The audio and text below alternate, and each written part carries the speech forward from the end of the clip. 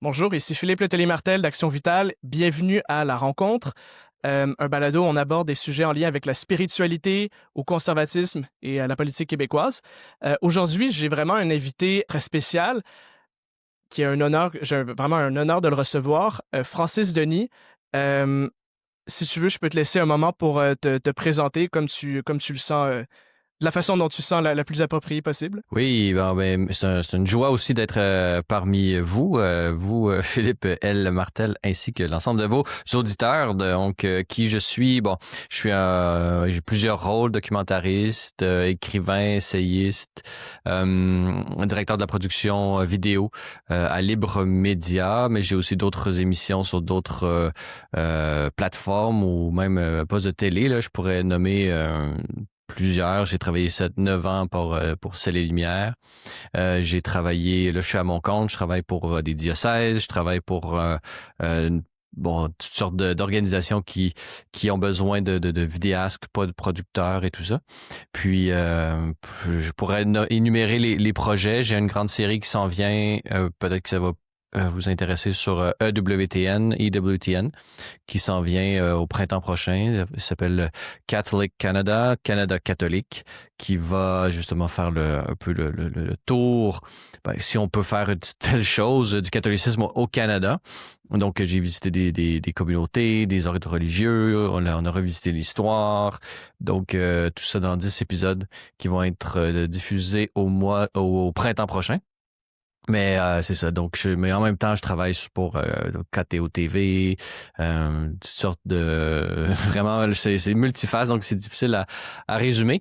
Mais en même temps aussi, je suis juste pour donner un petit peu le background, mon background académique, c'est la philosophie. J'ai un baccalauréat en philosophie et la théologie. J'ai un bac en théo aussi et une maîtrise en théologie aussi. Là. Donc, puis j'ai aussi fait 50 séminaires. Donc, pour ce qu'on, disons, quand on veut devenir prêtre catholique, il faut faire, c'est comme le lieu où est-ce qu'on est formé. Donc, j'ai fait 50 séminaires, dont 3 ans à Rome, où j'ai fait mon bac en théo en même temps.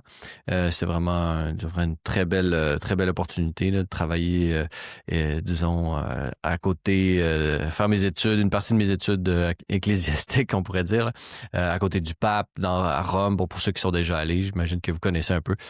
C'est vraiment le lieu par excellence là, pour apprendre un peu de l'ensemble du patrimoine historique, architectural, esthétique et théologique, bien sûr, de l'Église, mais de par le fait même de l'Occident. Là. Donc, je pense que ça a été vraiment un très bon incubateur pour moi, pour éventuellement me lancer dans cette aventure de la présence de la foi et de la raison dans les médias là, au Québec, au Canada, même aux États-Unis, en France et un peu partout. Là.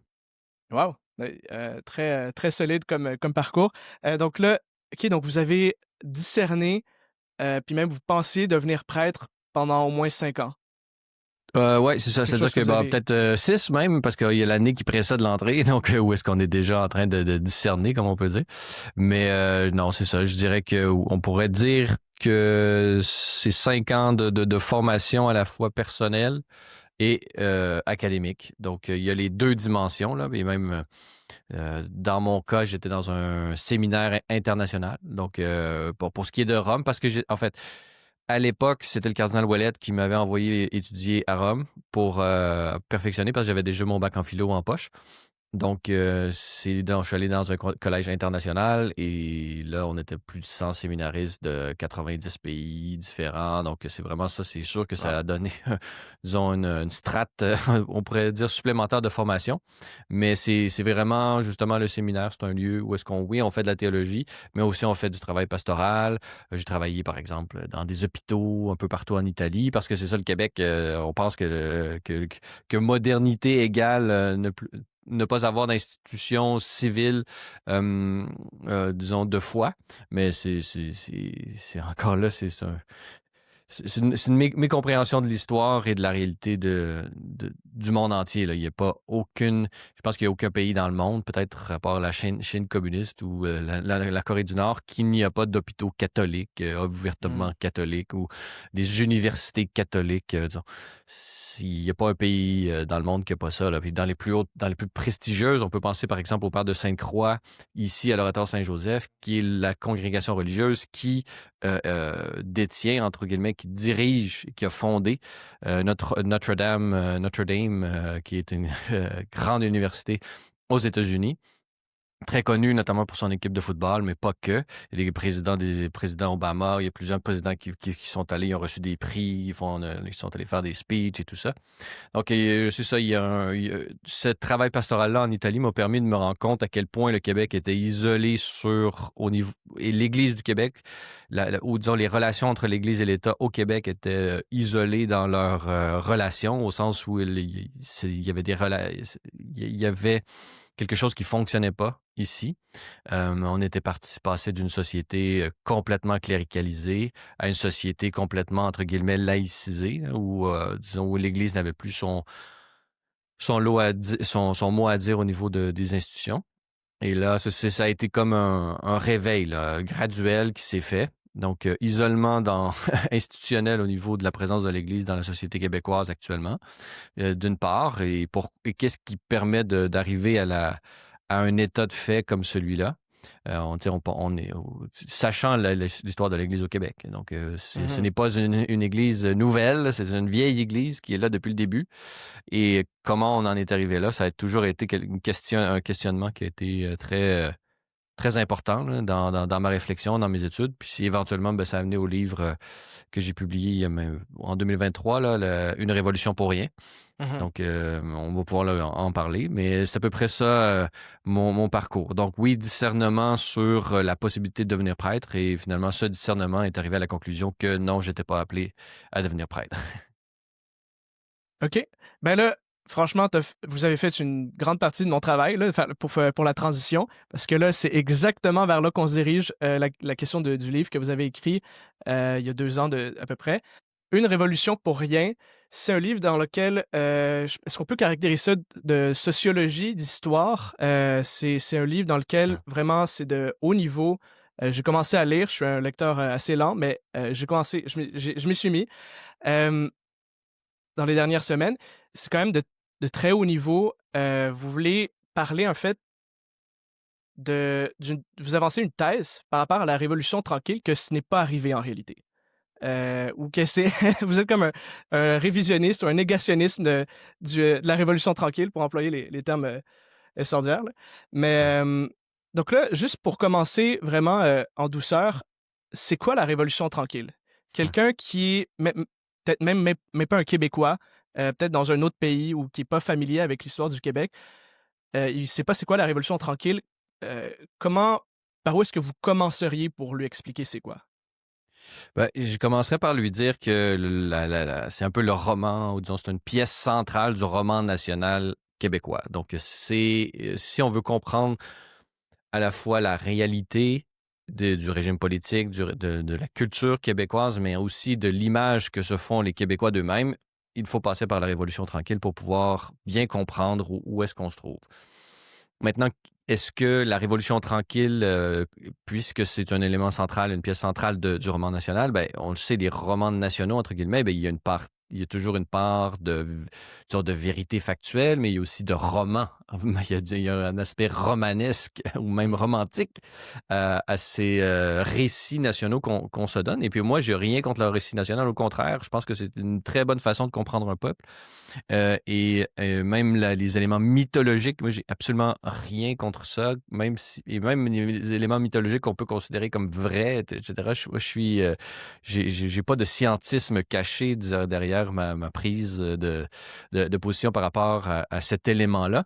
C'est simplement que l'élément de révolution tranquille, au sens où on aurait un avant et un après, un peu à l'image de la Révolution française, où est-ce qu'un ancien régime, c'est-à-dire, bon, la France n'a pas commencé avec la Révolution française, mais il y a un ancien régime là, qui est lié au système monarchique et de un peu sacralisation du pouvoir lié à l'Église, donc une espèce de régime sacré dans lequel qui aurait empêché, ou disons, dont la vie aurait été plus longue que ce qu'elle aurait dû être, d'où la nécessité de faire la révolution. Donc, Mhm. on pense à, on parle de la révolution tranquille, un peu sur le même modèle, on pense à un régime politico euh, disons, catholique ou politico-religieux. Disons, on pense à l'ancien régime au Québec comme un système Mhm. politico-religieux qui aurait enfermé la population québécoise dans une pauvre... et là, on peut accumuler le nombre de qualificatifs négatifs là, dans la pauvreté, par exemple, puisqu'elle Mhm. empêchait les Canadiens français de se regrouper, de se moderniser, de se donner des institutions d'éducation et tout ça. Donc, l'Église aurait été dans ce roman national la grande coupable qui aurait retenu la nation canadienne, française ou québécoise dans une infériorité économique par rapport aux Anglais. Elle aurait été aussi ce qui aurait empêché les Canadiens français d'avoir une éducation qui était à la hauteur de ce qu'on pouvait attendre d'un pays comme le nôtre. Donc, on va toujours faire des références par rapport à l'Ontario, aux États-Unis, et donc les Québécois, Canadiens, Français étaient moins éduqués. On va penser aux hôpitaux qui étaient, entre guillemets, sous-financés. Et donc, d'un côté, donc, retard institutionnel qu'on perçoit sur les années précédentes, 1960 au Québec. Une autre, au niveau culturel aussi, bon, l'Église qui, par, disons, sa morale et tout ça, aurait empêché plusieurs artistes, aurait enfermé l'art, aurait enfermé le, on pourrait dire la littérature, aurait voulu garder aussi un certain élitisme dans qui elle désignait, par rapport aux cours classiques notamment, qui elle désignait comme étant les grandes œuvres par rapport à ceux qui ne devaient pas être lus. On peut penser à l'index. Donc, il y a toute cette vision-là et ça, si on met ensemble tout ça dans une seule formule, on appelle ça l'époque de la grande noirceur. Mhm. Et donc, la grande noirceur aurait été surmontée par la Révolution tranquille qui aurait permis aux lumières de la modernité d'éclairer le peuple québécois, disons, dans toutes les sphères que je viens d'énumérer. Donc, en gros, c'est à peu près ça, la Révolution tranquille. C'est une période, on pourrait dire, de 1900, bon, chez certains historiens, là, dans mon livre, 1960, on pourrait parler jusqu'à 1980, à partir de, certains vont dire que c'est à partir de, justement, du moment où est-ce que René Lévesque, je pense que a mis un frein aux augmentations de salaire, je pense, dans le système, il y avait des luttes syndicales à l'époque et René Lévesque avait décidé de ne pas, de baisser même euh, baisser les salaires des fonctionnaires. Donc, à partir jusque-là, ça avait été comme un processus d'étatisation graduel qui est même radical à certains moments, qui a été un processus à peu près sur une vingtaine d'années. Donc, en gros, c'est à peu près ça. On peut dire, donc, la Révolution tranquille, mais lorsqu'on la regarde peut-être d'un niveau plus structurel, on pourrait dire que on assiste à l'étatisation de l'ensemble de l'édifice institutionnel que l'Église a légué, finalement. Donc, l'Église, dans les années 60, lègue un édifice institutionnel dans le soin de santé, dans le domaine de la charité et dans le domaine de l'éducation. Et à partir de là, on va arriver à l'étatisation. Donc, c'est l'État québécois qui va prendre en charge l'ensemble de ces institutions. Donc, la question qu'on peut se poser, c'est comment est-ce que ce transfert de l'un à l'autre s'est passé, en fait. Donc, c'est un peu là-dessus que je me suis souvent attardé parce que je me suis dit, bon, des transferts comme ça, est-ce qu'il y en a eu d'autres dans le monde? Dans le monde, on ne doit pas être la seule place où est-ce qu'il y a eu une volonté euh, bienveillante ou malveillante, selon les cas, de saisir l'ensemble de l'édifice institutionnel. Quels ont été dans un cas de figure, là, par exemple, on peut penser à la Pologne. La Pologne s'est vue saisir l'ensemble de ces institutions à un Mhm. moment donné, durant le régime communiste, et quelle a été sa réaction? Est-ce qu'elle a collaboré? Ou est-ce qu'elle a résisté? Comment ça s'est passé? Est-ce qu'il y a eu donc des tensions ou est-ce que ça s'est bien fait d'une manière tranquille et tout ça? Dans le cas de la Pologne sous Jean-Paul II, ben, ça s'est très mal produit, c'est-à-dire ça a été une saisie violente et tout ça, bon, et avec une église des catacombes, et même Jean Mhm. Karaï Wojtyła, Saint Jean-Paul II, qui finit, qui fait ses études pour devenir prêtre. Bon, il y a eu des deux régimes parce qu'il y a eu l'occupation allemande aussi, là, mais il a fait ses études un peu dans les deux. Euh, et en tout cas, il a eu ses études beaucoup pendant le régime nazi et je crois qu'il a été beaucoup prêtre sous le régime communiste. Donc, il a su naviguer à travers ces deux autoritarismes, mais un qui a duré plus longtemps que l'autre.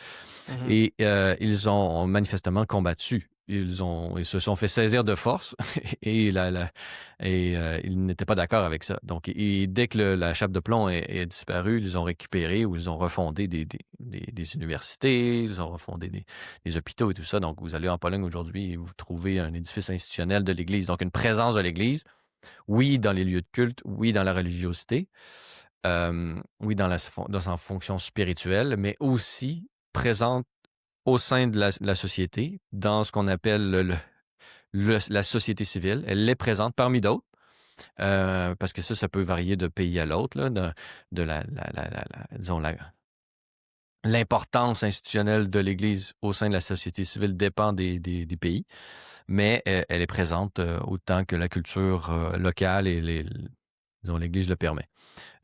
Donc, si on compare le Québec, est-ce qu'on a le même cas de figure? C'est-à-dire, est-ce qu'on a affaire à une Église qui se fait laïciser ou, disons, étatiser ses institutions de force?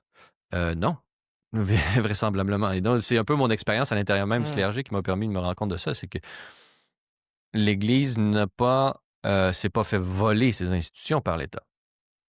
Donc, déjà là, il y a quelque chose qui demandait explication. Puis c'est un peu là-dessus que Mhm. c'est comme l'intuition, la question de départ. Comment expliquer la collaboration de l'Église dans sa propre, disons, dans son propre transfert institutionnel?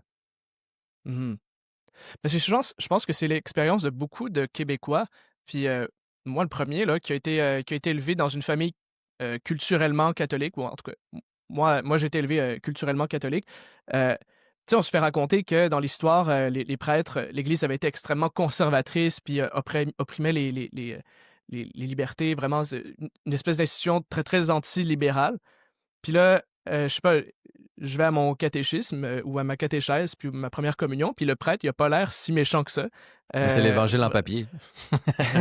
c'est comme il y a vraiment une espèce, je pense que, l'espèce de tension ou l'espèce de paradoxe que vous soulevez, il est ressenti dans le quotidien en tout cas de beaucoup de Québécois. C'est comme, heu, ben, comment ça se fait que l'Église a l'air aussi, entre guillemets «chill» avec, le Hmm. paradigme révolutionnaire qui l'a mis dehors?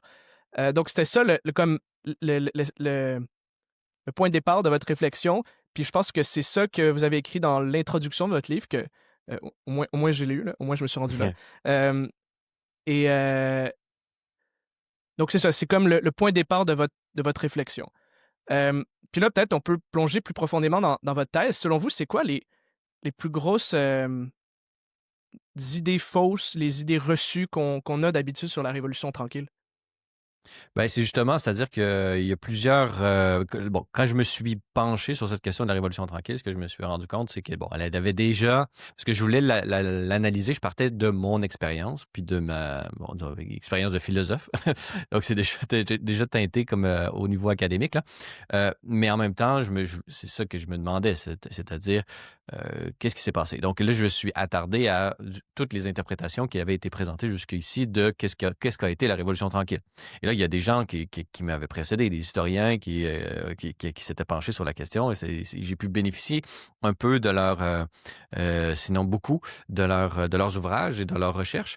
Parce que dans le fond, moi, ce que j'ai toujours dit, c'est que c'est pas un livre d'histoire à proprement parler que j'ai écrit, c'est vraiment un essai théologico-politique de l'histoire du Québec. Donc, je fais de la macro-histoire et j'essaie de trouver une ligne rouge, là, une trame explicative qui permet de réconcilier tous les paradoxes, justement, dont on vient de nommer un de ces paradoxes flagrants, c'est-à-dire de la collaboration de l'Église à sa propre réduction institutionnelle. Donc, comment c'est possible une chose comme ça? Et donc, finalement, moi, dans mon essai, ce que je fais, c'est que j'ai pris tous les travaux, beaucoup de travaux d'historiens, de philosophes et tout ça, et je les ai mis ensemble un peu comme il y avait c'était des pièces d'un casse-tête éparses et j'ai fait le casse-tête finalement. Donc, je ne suis pas allé chercher dans les sources et tout ça. Je suis vraiment allé chercher dans ceux qui avaient fait les sources, eux qui avaient lu ces sources-là. Donc, en gros, qu'est-ce qu'on dit de la Révolution tranquille? Il y a une quadrature, on pourrait dire, là, de ça qui a été fait par Michael Govreau, qui est un historien à l'Université McMaster, qui a écrit Les origines catholiques de la Révolution tranquille. Et donc, il fait une espèce de rétrospective de l'ensemble des trame explicative de la Révolution tranquille. Et par exemple, il va nommer celle que j'ai expliquée au début. C'est un peu comment les Québécois perçoivent eux-mêmes la Révolution tranquille, ce qu'il va appeler l'orthodoxie libérale, qu'il appelle. Donc, qu'est-ce qu'il entend par orthodoxie libérale? En fait, c'est la trame narrative ou disons le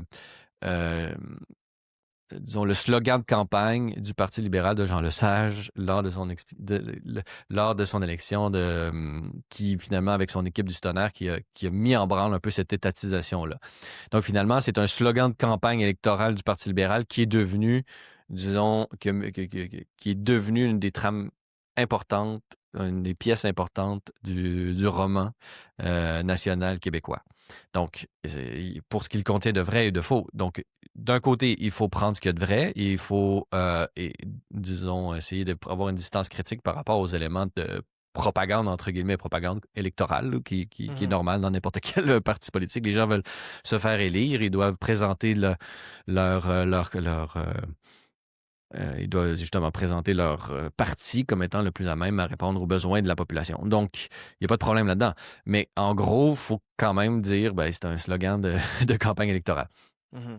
Qu'est-ce qu'il y a de vrai?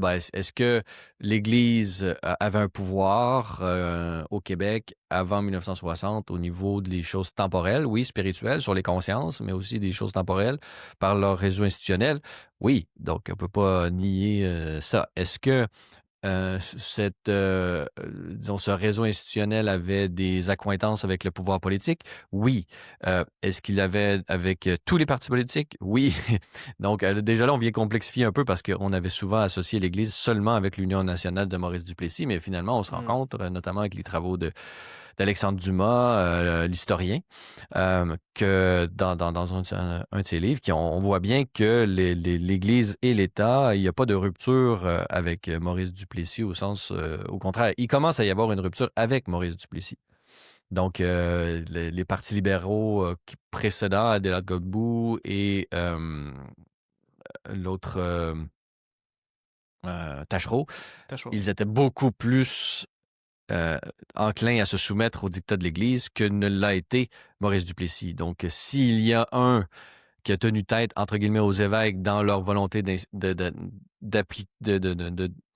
jouer aux politiciens, c'est bien Maurice Duplessis. Donc, déjà là, il y a une fissure un peu dans cette orthodoxie libérale qui présente l'avant-étatisation des institutions québécoises comme étant une grande noirceur.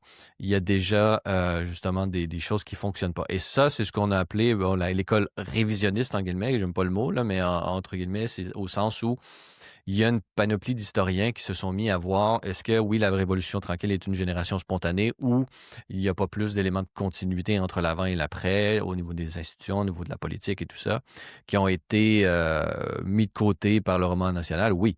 Donc, ça, c'est une autre, on pourrait dire, un autre élément qui est lié à la Révolution tranquille ou au traitement de la Révolution tranquille. Donc, orthodoxie libérale, roman national d'une part. Finalement, l'Église, il y a d'autre part, disons, l'étatisation et la modernisation du Québec précèdent de 1960 et Jean Lesage. Ça avait déjà été fait. Donc là, je me suis rendu, OK, d'accord.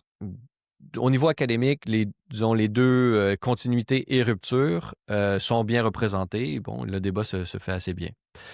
Au niveau de l'Église catholique, du rôle de l'Église catholique, ben justement, il y a Michael Gove que je viens de citer, mais aussi Martin Meunier et Jean-Philippe Warren qui ont essayé de montrer, tant bien que mal, au sens de la popularité de leur thèse, mais moi, je leur accorde tout mon crédit.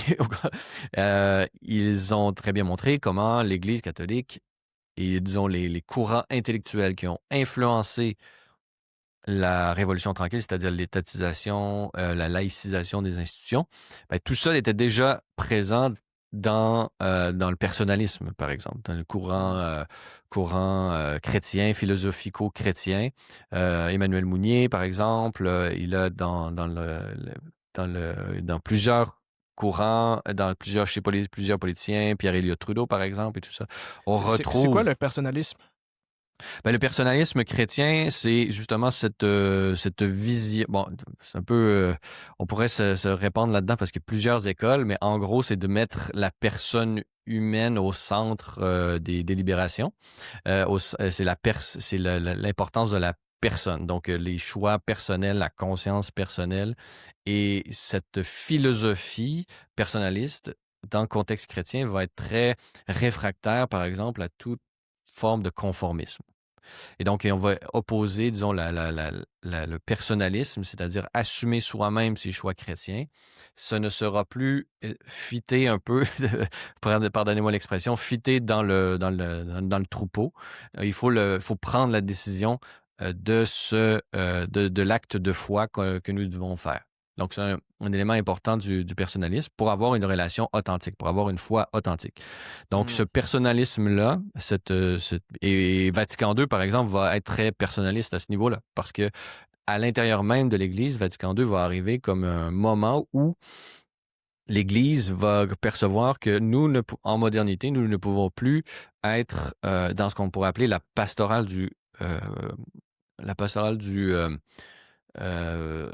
disons, essayer de contraindre les gens. C'est-à-dire que d'une certaine façon, on avait été, bon, nous avons une culture.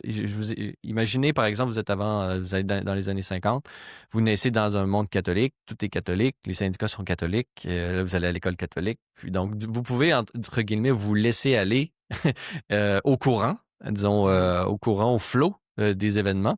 Et, entre guillemets, vous allez être sauvé par défaut, parce que vous avez qu'à obéir finalement pour pouvoir être sauvé, donc aller au ciel et tout ça. Donc ça, en modernité, avec la place de l'individu, ça a beaucoup... donc ça devient très difficile de soutenir ça, parce que l'individu veut être indépendant, veut être autonome, il veut connaître les tenants et aboutissants des choix qu'il pose, il veut être maître sur sa vie et tout ça. Donc, l'Église s'est rendue compte, et le Concile Vatican II s'est penché là-dessus, à essayer de sortir de cette pastorale de conformité. On essaye de faire en sorte, on va faire un cadre dans lequel les gens vont, en se conformant au groupe, devenir catholique. Donc, on sort de cette pastorale de conformité, on pourrait dire, et on entre dans une vision plus personnaliste, c'est-à-dire l'individu doit, par un choix raisonné, libre, conscient, devenir lui-même chrétien. Donc, on arrive au même résultat, c'est-à-dire que la sainteté est la même, entre guillemets, des deux côtés.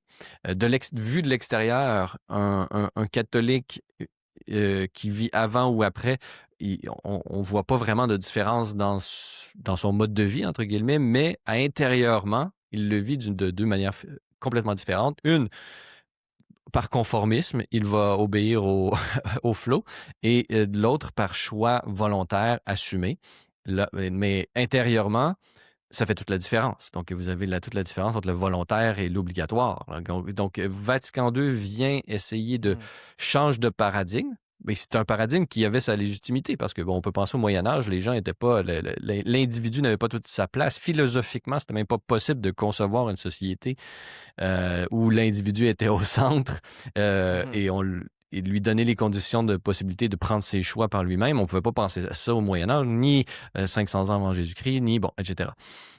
Donc, cette pastorale, elle avait sa place, mais là, avec l'arrivée de la modernité, elle ne l'avait plus. Donc, ce personnalisme-là au Québec, comment va-t-il être vécu? Ben justement, on va se rendre compte que bon, l'Église, institutionnellement, par sa présence, euh, institution- euh, disons même dans ce qui est enseigné, ce sur quoi on met l'accent, euh, tout comment était vécu le catholicisme au Québec va être perçu comme justement ce frein euh, à la libre expression et la libre accueil, au libre accueil de la grâce de Dieu, finalement. Et ça va être extrêmement important au sein même de l'Église. L'Église elle-même va avoir un courant personnaliste très, très, très important, qui a plusieurs époques là, de développement. Ça, genre, on passe en revue durant le livre. Et donc, l'Église elle-même va peu à peu arriver à un moment où elle va elle-même se rendre compte qu'elle a trop de pouvoir et que sa pastorale n'est plus à même de permettre à l'homme moderne d'accepter volontairement la foi. Donc, ce qui est très bien, finalement. Donc, elle a bien compris, entre guillemets, ce que Vatican II demandait et elle-même était à la page à ce niveau-là dans l'application. Donc, de cette correcte interprétation de Vatican II, de cette volonté de décléricaliser afin de donner l'espace de liberté permettant l'accueil et l'acte de foi sincère et authentique, eh bien là, c'est là que c'est dans ce laps de temps-là que bon, l'étatisation mur à mur va se produire. Donc là, la question, c'est l'interprétation un peu de est-ce que cette intuition, cet enseignement de Vatican II authentique a-t-il été bien compris ou mis en œuvre de la manière que Vatican II disons, l'entendait? Ça, Mhm. c'est une des questions sur lesquelles je me pose dans le livre. Oui. Mais puis là, peut-être que je suis sûr que vous allez y venir, là, mais juste comme ça, rapidement, mon intuition, c'est que euh, est-ce que c'est vraiment vrai que les gens veulent vivre comme des libres penseurs? Est-ce que c'est Hmm. vraiment ça la norme? Ou est-ce que la majorité veulent pas se faire dire un peu quoi croire, comment comporter, comment le monde fonctionne, et c'est peut-être pas peut-être une minorité, une élite qui veut avoir le statut de libre penseur? C'est comme, est-ce que, parce qu'on dirait que de nos jours, les gens sont pas, j'ai pas l'impression que les gens sont plus, euh, est-ce qu'ils ont une pensée, la personne moyenne a une pensée philosophique plus profonde qu'avant? Je sais pas. Est-ce que, on dirait, en tout cas, je vous laisse Non, c'est continuer votre très, très bonne réflexion, mais question. Puis c'est justement là-dessus que se penche un peu ma trame narrative. C'est-à-dire que là, est-ce que la modernité en tant que telle, est-ce que notre société en tant que telle, est-ce que notre époque en tant que telle prétend vouloir décerner un espace de liberté où est-ce que les gens sont libres de leur choix? Je pense que oui. Ça, c'est clair. Je pense qu'il n'y a pas il y a pas de question là-dessus. Puis je pense que c'est un long développement, puis ça a demandé beaucoup de temps au niveau pour instaurer les régimes politiques, justement, dits libéraux qui permettent de restreindre le plus possible, disons, les choix moraux collectifs afin de permettre justement aux individus de choisir un peu quelle est la vie bonne qu'ils veulent mener. Maintenant, la question, c'est est-ce que notre époque est à la hauteur de cette prétention? C'est un peu plus ça la question selon moi, là, parce que je pense, quoi qu'on a vu et la COVID a été un élément très, très, très, très mhm, important dans cette prise de conscience-là, c'est-à-dire que on peut, jouer, on peut se donner des idéaux et même se donner des récits collectifs qui sont absolument qui prêchent des valeurs, qui prêchent une conscience de soi, qui sont absolument à l'opposé de la réalité. Donc ça, c'est clair que mhm, pour moi, c'est possible. Et c'est là que je situerais un peu votre intuition, au sens où aujourd'hui, je pense pas qu'il y ait quoique c'est justement l'épisode de la COVID où on a entendu ça, c'est-à-dire on a entendu des gens dire, même des vedettes à la télévision dire moi, les règles, j'adore ça, ça m'empêche de réfléchir. T'sais, on a entendu ça d'une ouais, manière explicite. Donc, on a vu certains ont vu un retour du conformisme pendant la COVID. On a souvent même fait comment on pourrait dire, des analogies entre le Legault avec les curés de l'époque et tout ça qui disaient avec la grand-messe de 13 heures qui disait, bon, au Ah oui. peuple, quoi faire, quoi entendre et tout ça. Donc, pour plusieurs, la COVID, ça a été comme un moment où est-ce qu'ils se sont dit, ah, on est en train de revenir au Québec d'antan, le vieux fond est encore là, bon, etc. Mais, Donc, pour moi, je ouais. distinguerais en ce sens-là où même, téléportons-nous juste un petit peu avant la COVID, tout le monde pense et tout le monde voulait ou désirait et prétendait être, disons, maître de ses choix et ne tolérerait pas quand le gouvernement, disons, les oblige à faire quelque chose si ça leur est présenté comme tel. Donc, je pense que la majorité des gens se concevaient philosophiquement d'une manière moderne, comme des Mhm. individus libres et responsables de leurs choix. Puis c'est là-dessus, justement, que la plupart des États libéraux, entre guillemets, se sont mis à... C'est sur ce narratif-là, sur cette trame narrative-là, que la majorité des pays occidentaux, disons, dits progressistes, se sont basés pour nous carburer à la légalisation de ci et à la légalisation de ça pendant des années et des années et des années. On a assisté justement à au déploiement de cette trame narrative qui est liée à l'apparition de la modernité philosophique et la modernité politique. Donc, je pense que ça, à ce niveau-là, le Québec ne fait pas exception au reste de l'Occident au sens où c'est l'idéal auquel il veut obéir. C'est l'idéal dans lequel il lit sa propre expérience. C'est véritablement l'image qu'il se fait de lui-même. Maintenant, est-ce que c'est vrai? C'est ça la question. Est-ce qu'il Mhm. est à la hauteur de cette prétention? Ben, moi, dans le livre, c'est ce que j'ai. Ben, oui, d'une certaine façon, il faut partir d'une position ferme, c'est-à-dire qu'est-ce qu'un individu moderne? Qu'est-ce qu'une personne moderne? C'est quelqu'un justement qui est capable de prendre des choix éclairés, volontaires, d'une manière libre. Mais quelles sont les conditions de possibilité? Est-ce que c'est simplement je vais voter tous les 4 ans en cochant quelque part ou je décide qu'est-ce que je mets dans mon panier d'épicerie ou quelle carrière je veux, même si c'est très important. Euh, ou est-ce quel voyage je fais, combien d'enfants dois-je avoir, etc., etc. Donc, toutes ces questions-là, c'est des questions qui présupposent qui présupposent justement une modernité politique, la capacité de faire ses choix, mais est-ce que c'est suffisant pour être un individu pleinement libre? Parce que si on regarde, par exemple, quel est l'objet que je mets dans mon panier d'épicerie, ben là, pour le faire d'une manière libre, ben, il faut quand même être au courant de ce qui rend l'être humain en santé. Après ça, il Mhm. faut être quand même au courant qu'il y a une industrie marketing qui est là pour nous influencer à faire des choix qui sont peut-être pas ceux qu'on aurait fait s'il n'y avait pas eu la publicité. Donc, il y a un édifice conceptuel, il y a un édifice de connaissances qui sont nécessaires en modernité à être véritablement libre.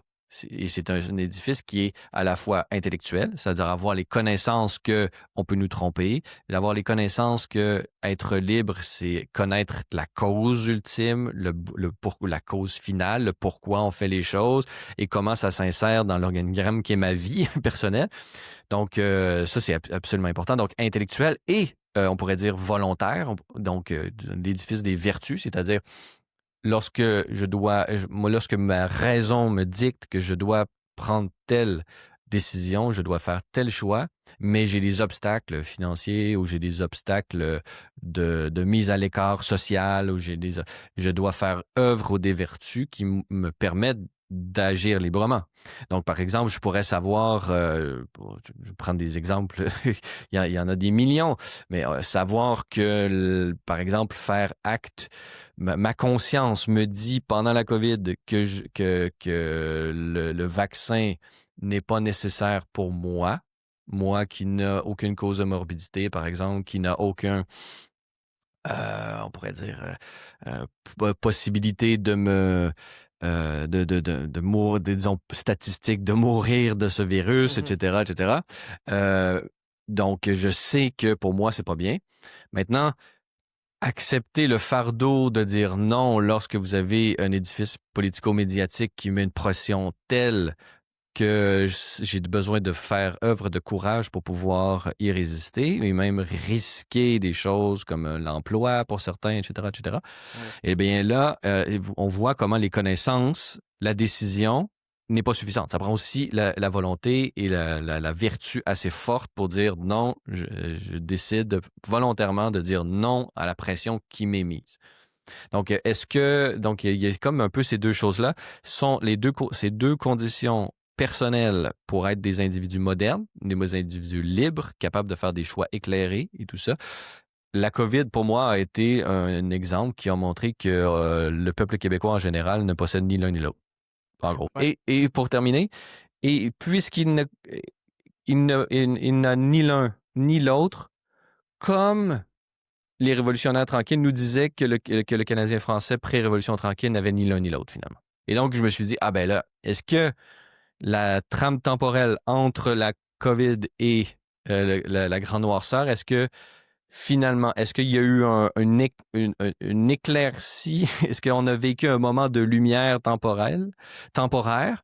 Et là, on retourne dans nos vieilles habitudes, telles que plusieurs l'ont pensé, ou finalement, peut-être qu'on n'est jamais finalement sorti de la grande noirceur, entre guillemets. On n'est jamais entré dans la modernité personnelle et politique. Est-ce que finalement, le récit de la Révolution tranquille était une façon de projeter une image qui nous empêchait de voir le réel, c'est-à-dire un statu quo, disons un conservatisme? Est-ce que finalement, n'avions-nous pas perduré dans ce régime collectiviste qui impose un conformisme à la majorité et finalement avait imposé une trame narrative révolutionnaire, mais dans les faits, on était resté substantiellement exactement là, au même endroit. Donc ça a été un peu ma question dans laquelle, parce que c'est un projet COVID aussi, ce livre-là, c'est une réflexion de longue haleine, mais la rédaction s'est faite beaucoup pendant la COVID. Et donc ça a été comme un élément supplémentaire de ma réflexion que j'ai mis dans ces pages. OK. Mais première chose que je pense que c'est vraiment intéressant, qu'est-ce que vous diriez, mettons, à quelqu'un qui se dit, ce projet de la modernité-là, ce projet du libéralisme-là, tu sais, de l'individu qui est vraiment souverain, qui prend des décisions un peu, libres, de pas libre de toute influence là, mais quasiment là, ou du moins qui est capable de s'extraire de son milieu, qui lui met des pressions à prendre des choix prédéterminés. Qu'est-ce que vous répondiez à quelqu'un qui dit que ça, c'est mort? Ça, ça a jamais existé, c'est un peu un mensonge. Ça n'existait pas à l'époque, du Moyen Âge chrétien, ça n'existe pas plus aujourd'hui. Puis en fait, tant qu'à avoir une religion qui, gouverne la société, autant avoir la vraie religion, admettons. C'est mettons quelqu'un qui tu sais, chez les conservateurs ou chez les chrétiens, quelqu'un qui avancerait cette approche-là. Qu'est-ce que vous y répondriez? Ben, c'est-à-dire, là, on parle de l'idéal comme tel ou de la réalité de l'idéal? Parce que l'idéal, je Non, pense pas qu'on quelqu'un peut ouais. réfuter qu'il existe, là. L'idéal est là. Bon, on nous le resserre à qui mieux. Ah, mon corps, mon choix, mon ci, mon ça. Bon. Bon. Mon char, mon choix. On le voit de moins en moins, par contre. On est plus dans la décroissance obligatoire. Oui, il faut absolument. Bon, ça, il y a un nouveau discours là, mais je pense pas qu'il y a une. Est-ce qu'on a, est-ce qu'on est rendu au point où est-ce qu'on a oublié et on réfute ouvertement l'idéal d'être des individus libres et responsables de nos choix? Je pense qu'on n'est pas rendu là. Donc, l'idéal existe. Pour moi, je pense que c'est pas... Puis, il est majoritaire en Occident. Maintenant, est-ce que la réalité existe? Là, ça, c'est ça la question, finalement. Mais comme je viens de le dire, pour moi, la réalité, je demande... Elle se présente chez certains individus, des têtes fortes, justement, les gens... parce que pour moi, ça prend les deux. C'est-à-dire que il y a des têtes fortes, ça présuppose justement une tête bien formée et qui a les vertus pour être capable d'aller à sens contraire lorsque ça le demande, finalement. Mhm. Donc, des fois, on a juste un sans l'autre. Des fois, on a souvent l'intellectuel qui est dans qui est un peu... qui sait tout, mais qui fait rien, finalement. Et on peut avoir des gens qui font tout, qui connaissent rien. Donc, Ouais. tout est possible. Donc, pour moi, ça prend les deux. Là. Ça prend et l'intellect bien formé et la volonté bien articulée et qui peut se mettre en acte par toutes les vertus. Donc, avoir les deux, c'est plus rare, mais la question, c'est, je suis pas dans le du zéro, de tout ou rien non plus. Est-ce que, pour moi, une société moderne, c'est une société où la majorité des personnes sont bien formées, libres de leur choix et qui ont la capacité morale de les mettre en acte? C'est une question de proportion. Est-ce qu'au Mhm. Québec, on est plus un, plus l'autre? Je sais pas. C'est difficile à dire, mais disons, l'épisode de la COVID m'a montré que, disons, et le problème intellectuel, et il y avait un problème d'intellect, et puis il y avait un problème de vertu. Mais moi, c'est vraiment là-dessus qui a été comme la pièce maîtresse, et je pense que c'est ce qui a rendu mon discours audible, ou disons mon intuition audible, c'est-à-dire que pour quelqu'un qui est né après, bon, qui est né avant ou après, ou qui a vécu lui-même la, entre guillemets, Révolution tranquille, penser que tout ça n'était qu'une illusion collective, une espèce de récit, bon, ça voulait dire beaucoup. Mais, Mhm. mais je pense que la COVID, et, disons, les vieux patterns dans lesquels on est soit qui se sont manifestés ou dans lesquels on est retourné, ont montré à quel point on n'en est pas débarrassé là, de ce vieux disons, réflexe moutonnier qui n'a pas soit les instruments intellectuels pour pouvoir se défendre ou prendre ses choix et qui délègue son cerveau à une institution qui le voit comme plus compétente que lui, ou Ouais. un problème de vertu, justement, l'incapacité de faire front contre le conformisme obligatoire. Là. Donc, les deux, pour moi, sont encore là. Là, on le sent moins parce que la COVID est partie. Mhm. Mais il est encore là. Puis, je pense que je suis pas le seul à le sentir. Là. Ben, définitivement pas. Mais la chose qui me fait réfléchir dans tout ça, c'est, mettons, on dresse le portrait même de l'homme vertueux, là, qui résiste au vent, qui voudrait le pousser vers le fait de faire, d'agir contre sa conscience, mais qui décide de tenir son, ben, tenir son pied ferme, Qui là, puis accepte d'être crucifié. Non. exact. Mais même la crucifixion, ben, c'est une soumission à Dieu. Même l'homme vertueux qui continue à faire le bien malgré les marées contraires, mais c'est ou une soumission On à parle de son la idée de crucifixion du Christ, justice. là. On parle Ouais, de ouais, la on parle. crucifixion du Christ. Il y en a Exact. eu d'autres. Non. Euh, je pense que c'est les crucifiements pour les autres. Je pense que Hmm. pour les autres, on appelle ça le crucifiement, puis la crucifixion, c'est En juste théologie. si je me souviens bien. Mais, en tout cas, quelqu'un qui suit sa conscience malgré les difficultés, c'est quand même quelqu'un qui est soumis à son idée de justice ou tu sais, à quelque chose qui le dépasse lui. Donc, Hmm. c'est ça un peu pourquoi je challenge un peu, ou je remets un peu Oui, oui, oui. tu Mais sais, son idée de en question. justice, il faut qu'elle Ouais, soit bien pensée. Donc, il faut qu'elle ouais. soit pensée et éduquée a priori, et donc avec des arguments pour ou contre. Disons, l'individu qui, comme Nietzschéen, qui inventerait lui-même sa propre morale, c'est impossible. Parce qu'on est parce Mhm. que justement, on peut pas remonter à l'infini. Là. Moi, je suis pas dans une optique de modernité d'auto-engendrement où est-ce on invente la réalité, là. Non, non. Moi, je suis plus disons, une réinterprétation aristotélicienne à la lumière des Lumières. Là. C'est-à-dire, pour moi, l'homme moderne, c'est l'homme complet, donc qui réalise l'ensemble de ses potentialités d'une manière aussi sophistiquée que l'époque le permet, finalement. Donc, mais aucune époque va faire en sorte que l'être humain peut dépasser sa nature.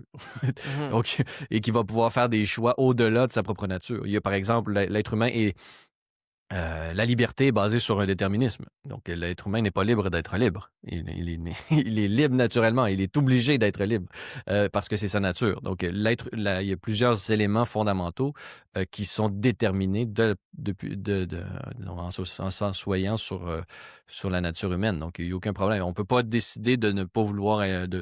on est obligé de vouloir être heureux. Donc, on peut pas ne pas vouloir être heureux. Donc, c'est un autre déterminisme. Même essayez tout ce que vous voulez, même la prétention de vouloir ne pas être heureux est elle-même une volonté d'être heureux. Donc, vous ne pouvez pas vous en sortir. Il y a des déterminismes, il y a des socles fondamentaux qui sont là et auxquels on n'a pas le choix. Et c'est là-dessus que... Donc, on peut pas... donc, c'est pas une vision absolue de la liberté, au contraire. C'est la liberté, c'est une des caractéristiques naturelles de l'être humain qui nous permet, entre guillemets, de mériter, au sens où on pourrait ne pas le faire, le bien qu'on pourrait... le bien qu'on peut faire et qu'on désire faire, on pourrait ne pas le faire. Et donc, ça, c'est un signe qu'on est libre. Mais la vraie liberté, c'est lorsque on voit le bien et on le fait. Là, et donc, ce que entre guillemets, la dimension politique de ça, c'est et dimension politicienne et politique, on pourrait dire civile et politique ecclésiale. Les deux doivent permettre la réalisation de cet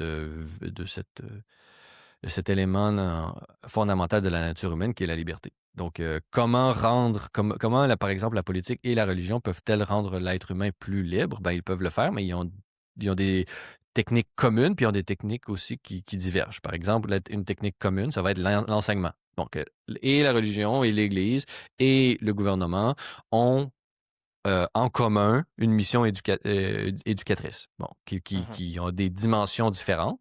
Il y a même des dimensions communes, mais il y a des dimensions différentes. Ça c'est pas à l'Église, par exemple, d'apprendre à lire et à écrire. Donc, la langue française n'est pas le monopole de l'Église catholique, même si l'Église est la fille aînée de la France. C'est quand même pas... où la France est la fille aînée de l'Église, plutôt.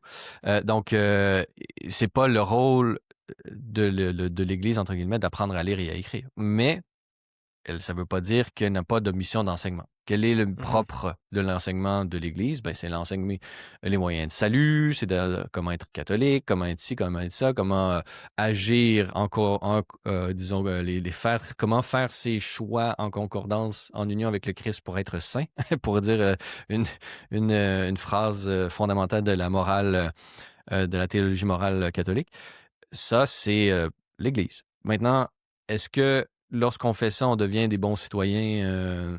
Des fois oui, des fois non. Pourquoi? Parce que la citoyenneté dépend de l'édifice moral d'un peuple. Donc, il y a des peuples pour qui faire ça, c'est mauvais. Donc, et après ça, on pourrait dire pourquoi cette prétention-là de cette politique-là est mauvaise et amène à des mauvais résultats, mais ça, c'est une autre question.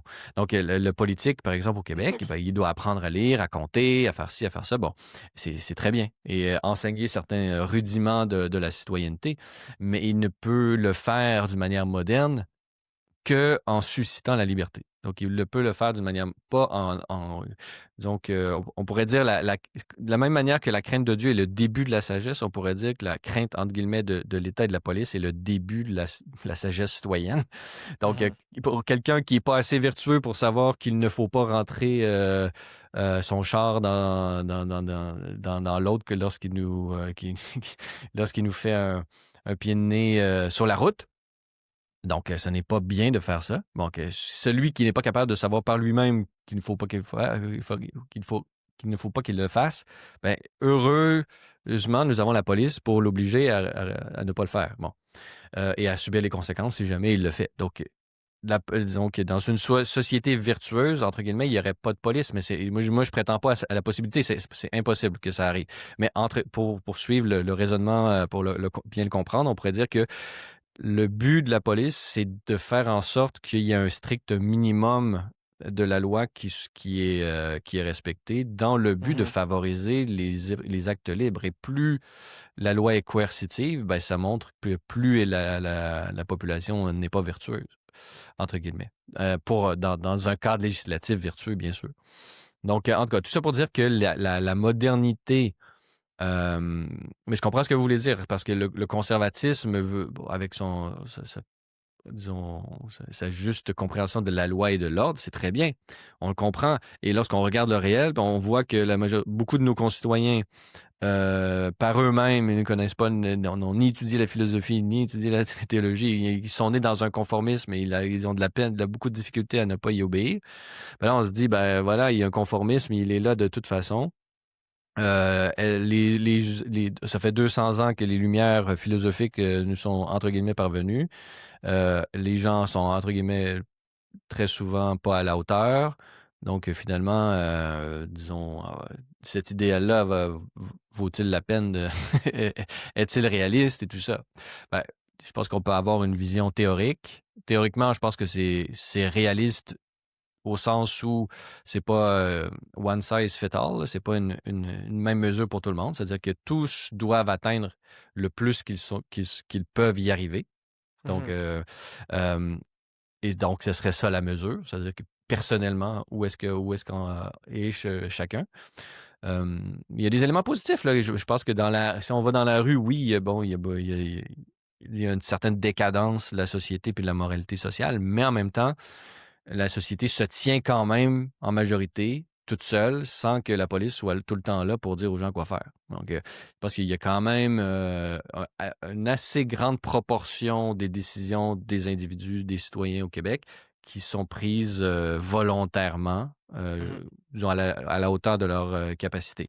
Mais est-ce que cet état de fait qui est assez positif, est-ce que ça veut dire que les Québécois en général aujourd'hui sont à la hauteur de ce qu'ils auraient pu être Mhm. comme individus libres? Moi, je pense que non. Je pense que là-dessus, on a manqué le bateau. Puis on n'a pas été à la hauteur on n'a pas été à la hauteur des intuitions des révolutionnaires, des révolutionnaires tranquilles et de Vatican II dans l'Église, là. On n'est pas à la hauteur, mais l'histoire n'est pas finie, hein, au contraire. Donc, première étape, c'est de s'en rendre compte, faire l'analyse, puis Mhm. après ça, le diagnostic viendra éventuellement. Parce que j'ai vraiment l'impression que... euh, OK, j'aurais peut-être une question à poser. Vous, est-ce que vous diriez que cette idée-là de l'individu libre, un peu du personnalisme chrétien que vous avez décrit plus tôt, est-ce que c'est un idéal à atteindre pour vous? Ah oui. OK. Puis, est-ce que, par conséquent, vous pensez que c'est une bonne chose de permettre le mal ou permettre, tu sais, mettons, des choses qui sont mauvaises, comme commencer à les permettre pour que les gens ils puissent plus librement Il choisir dire de non. faire le bien? Oui, bien sûr, bien sûr. Mais en même temps, c'est pas moi pour moi, moi, je pourrais dire, c'est ontologique, là. C'est-à-dire, c'est l'expérience commune en ce moment même. C'est-à-dire de pouvoir, bon, par exemple, j'aime la vie, j'aime tout ce qui compose ma vie et tout ça, mais je sais que physiquement, là, aujourd'hui, je pourrais foutre le bordel. C'est une possibilité, je le fais pas. Ouais. Donc, cette possibilité de foutre le bordel est pour moi un signe que je suis fondamentalement un être libre, déterminé libre. Donc, je ne pourrai jamais ne pas avoir cette capacité de tout foutre en l'air, entre guillemets. Mhm. Euh, donc, pour moi, c'est pas, on peut pas remettre ça en question. Il n'y a pas de déterminisme, par exemple. Je suis pas un marxiste, là. Il n'y a pas de déterminisme économique, par exemple. Il y a pas Mhm. de, on n'est pas, bon, je nais pauvre, donc je vais forcément faire des crimes. Donc, il n'y a pas Ouais. de, bon, je suis né, bon, telle affaire, je vais nécessairement faire ça. Il n'y a pas de nécessité à ce niveau-là. Il y a toujours la capacité fondamentale à faire le bien parce que entre guillemets, la loi morale fondamentale, elle est inscrite dans le cœur de l'homme. Donc, c'est Ouais. la loi naturelle. Donc, elle est là et on ne peut pas s'en défaire. Donc, on va toujours être redevable par rapport au respect ou non-respect de la loi naturelle. Maintenant, la loi naturelle doit être dépassée parce que c'est une loi, entre guillemets, négative. Elle nous dit quoi ne pas faire. Mais on est appelé à beaucoup plus que de ne pas faire des choses.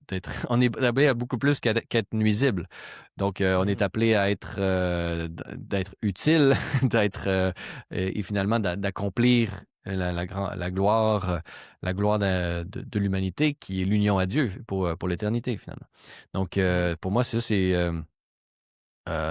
possible. C'est non seulement possible, mais c'est une condition même de la nature humaine. Donc, comment y arrive, comment faire en sorte que ça se passe bien politiquement, ben, ça dépend des époques, ça dépend des cultures, ça dépend c'est ça, de paquets d'éléments, là. Donc, Mhm. la question, c'est est-ce qu'on n'est pas mieux d'obliger le monde à faire le bien malgré eux? Ben, je pense que par rapport à quoi? Donc, est-ce que c'est mieux d'obliger les gens à faire le bien malgré eux plutôt que d'avoir un édifice libre où les gens ne font pas, ne le font pas du tout et finalement se cassent la gueule? Ça dépend. Je pense que c'est une question de proportion. Je pense que c'est une question de proportion. Mais une fois mais est-ce que mais dans le cas, ça c'est posé dans un cas négatif, mais est-ce que c'est mieux de laisser les gens libres pour qu'ils fassent le bien et qu'ils le fassent plutôt que d'arriver au même résultat, mais par obligation? Je pense que la question ne se pose pas. Moi, je pense qu'il faut le meilleur cas de figure, c'est lorsque l'être humain fait le bon choix librement, sans coercition. Donc ça, c'est Mhm. clair. Mais ça ne veut pas dire de tout légaliser, là. Ça veut pas dire de... Parce qu'il y a il y a une portion... Parce que il faut avoir... faut garder une cohérence. C'est-à-dire que les lois sont là pour quelque chose et ils ont une influence. Donc, Ouais. si on se met, par exemple, à légaliser les drogues, toutes sortes de drogues, euh, ben, ça a un effet d'encouragement. Donc, Mhm. si l'État permet quelque chose, l'État va rarement permettre ou légaliser quelque chose qu'elle va en même temps dire ça, c'est mauvais. Donc, par exemple, puis c'est pour ça que des fois, on arrive à des cas de figure très, très paradoxaux, là, comme la légalisation de la marijuana, par exemple. On arrive à, d'un côté, ben là, il y avait deux paliers de gouvernement qui prenaient les deux positions. Tu avais le fédéral qui finalement disait on légalise parce que tout le monde le fait. Donc ça, c'est un argument de décadence en passant. Quand on est rendu on légalise parce que tout le monde le fait, ben, ça ne veut pas dire que la chose est bonne. Ça veut peut-être dire au contraire que notre population est rendue tellement vicieuse à ce niveau-là de la consommation de marijuana qu'on est obligé de la légaliser parce que sinon, ben, ça ferait en sorte qu'il y aurait trop de monde en prison. Donc notre population n'est plus à la hauteur d'une loi vertueuse. Donc nous devons avoir une loi, disons, reconnaître ou tolérer des mauvaises actions parce que notre population n'est plus à la hauteur. Donc, il y a ça. Mais il y a aussi, par exemple, mais lorsqu'elle fait ça, il y a aussi la conséquence, par exemple, d'encourager. Donc, elle va Mhm. encourager la consommation de marijuana parce que si tu légalises, tu encourages. Mais, mais comment légaliser tout en disant fais-le pas? Fait que, euh, ça, c'est une question. Je suis pour la question de la marijuana, de moi, dans mon humble opinion, qu'est-ce qui est le mieux? Je pense que le mieux en absolu, c'est euh, ne pas avoir de loi, disons, ne pas avoir de loi qui pénalise la consommation de marijuana, mais que personne n'en consomme. Donc, ça, c'est un peu ma vision. Est-ce que ça peut arriver? Ben, je pense que ça serait un peu de l'angélisme de penser que c'est la meilleure façon de faire. Je pense que le meilleur, disons, la meilleure façon, ça aurait été peut-être à ce niveau-là de dire euh, on, on garde, on garde ça illégal, on continue à faire des campagnes pour encourager les gens à ne pas en consommer. Mhm. Mais on commencera pas à faire une montagne avec ça non plus si on pogne du monde en train de fumer, là. Donc, on Ouais. garde le cadre social, législatif du côté de la vertu. Mais en même temps, on tolère que notre population elle est tentée elle est pas nécessairement à la hauteur de résister à cette tentation de vivre, disons, de vivre des sensations par procuration. Donc, Mhm. parce que c'est la drogue, c'est un peu ça, là, c'est vivre c'est vivre faussement des expériences humaines, hein. Au lieu de vivre réellement tout ça, on décide de les vivre passivement. Mhm. Donc, tout en s'enlevant de la liberté, en dommageant sa santé, etc. Donc, mais c'est intéressant. Donc, comment l'Église, elle, par rapport à cette... donc, d'une certaine façon, ce qui est arrivé, c'est que l'Église s'est rendu compte que la société québécoise avait désormais cette nouvelle idéal-là. On vient de discuter si elle l'a vécu réellement, si elle a été capable de le réaliser, son idéal, mais l'Église elle-même s'est rendue compte, ben voici les nouvelles conditions dans lesquelles les gens veulent vivre aujourd'hui. Donc,